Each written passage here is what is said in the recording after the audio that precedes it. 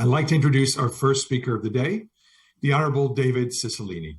Congressman Cicilline represents Rhode Island's 1st Congressional District and is a distinguished member of the House Democracy Partnership. He's been a leader on equality, inclusion, and human rights issues in Congress, authoring the Equality Act, the primary LGBTQ legislation in the U.S. House of Representatives. Congressman Cicilline, thank you so much for joining. The floor is yours. Thank you so much, Derek. It's a pleasure to be here with you today to kick off the final day of the Summit for Democracy Legislative Track session. Events like this, which bring together members of parliaments from countries as diverse as Uruguay and Ukraine, Malawi and Malaysia, are vital as we share and learn from each other. This is how we shore up our own democracies, learning new ways to make them stronger, and how we in tandem strengthen the norms of free and democratic societies around the globe. And we in the United States know how fragile democracies can be. Over the past several years, we've seen a growing segment of our population and political leadership that favors turning our back on diplomacy and global partners and saying and doing things that undermine democratic institutions.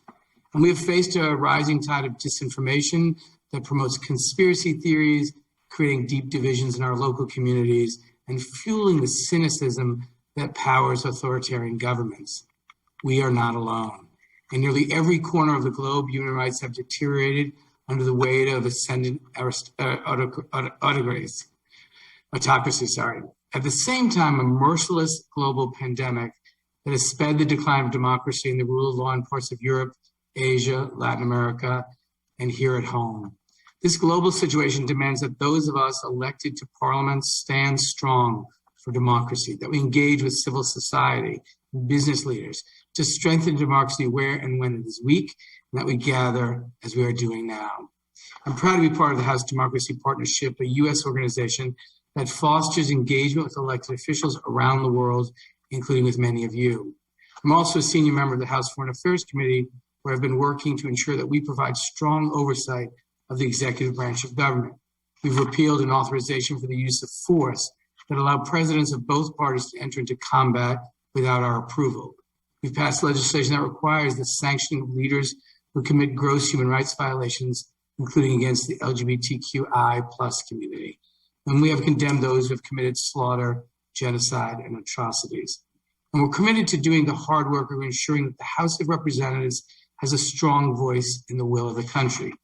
I'm hopeful about the ways democracies are taking strong, coordinated actions together against human rights abusers.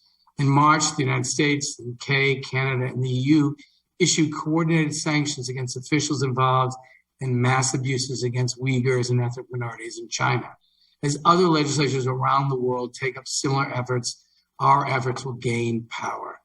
Authoritarians like to think of themselves as strong. They like to think of themselves as the ultimate arbiters of who matters, of who belongs, of who qualifies. But you and I know better. We know that their disinformation campaigns and anti-democratic policies and actions mask the truth. They are weak and they are corrupt.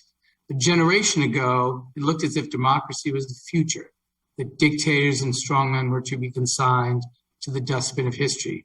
And yet, for the last 15 years, authoritarianism has proven resilient, but we can and must be more resilient. Let's maximize the collective strength of the world's great democracies to expose the failings and crimes of small leaders. Let's work together to make the world freer and fairer, and let us ensure the 21st century is one marked by democracy, human rights, and the rule of law. I attended a hearing just last week in the Foreign Affairs Committee where we heard from mayors from 4 countries struggling with democratic backsliding. It filled me with incredible energy and inspiration to see that they stand for strong democracies and for the people in their cities, and they're serving a very productive role in advocating to protect democratic institutions as mayors of their respective cities, sometimes in very difficult places. That experience is a reminder to all of us that as elected leaders, we can gain hope from each other and inspiration to know that this work is worth doing. Even when times are hard and democracy faces dark moments, we must continue our work together. And so thank you for allowing me to make some opening comments. I'm delighted to be here today with the Honorable Maria Arena We look forward to hearing from the two panels on the power of inclusion and on centering human rights in all of our work. Thank you.